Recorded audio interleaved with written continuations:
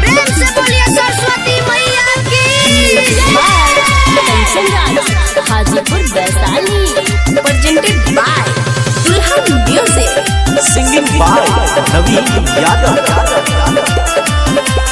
बीना बाली मोइया तू ही ज्ञान के भंडार।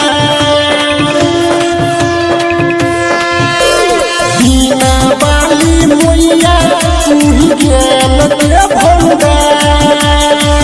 विनती करै छियो मैया तोरे बारंबार। मैया गे विनती करै छियो मैया तोरे बारंबार। प्रेम से बोलिए सरस्वती मैया की।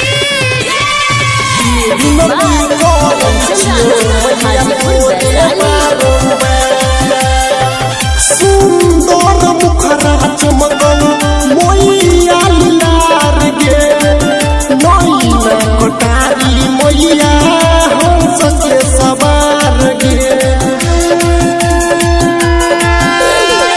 सुंदर मुखरा चमकल मोइया लार गे। नैना कोटारी मोइया हंस के सवार गे।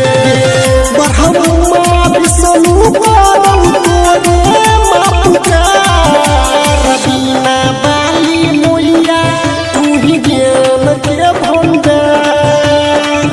विनती करै छियो मैया तोरे बारंबार। मैया गे विनती करै छियो मैया तोरे बारंबार।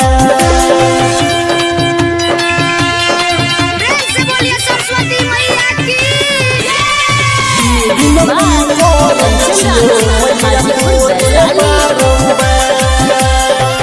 काली दुर्गा कल्याणी तू ही माँ भवानी।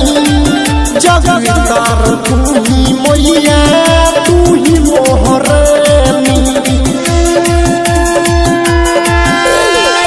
काली दुर्गा कल्याणी तू ही माँ भवानी।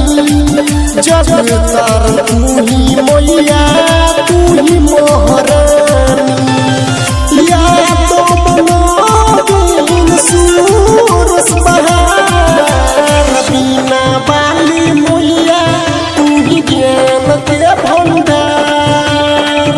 विनती करै छियो मैया तोरे बारंबार। मैया गे विनती करै छियो मैया तोरे बारंबार।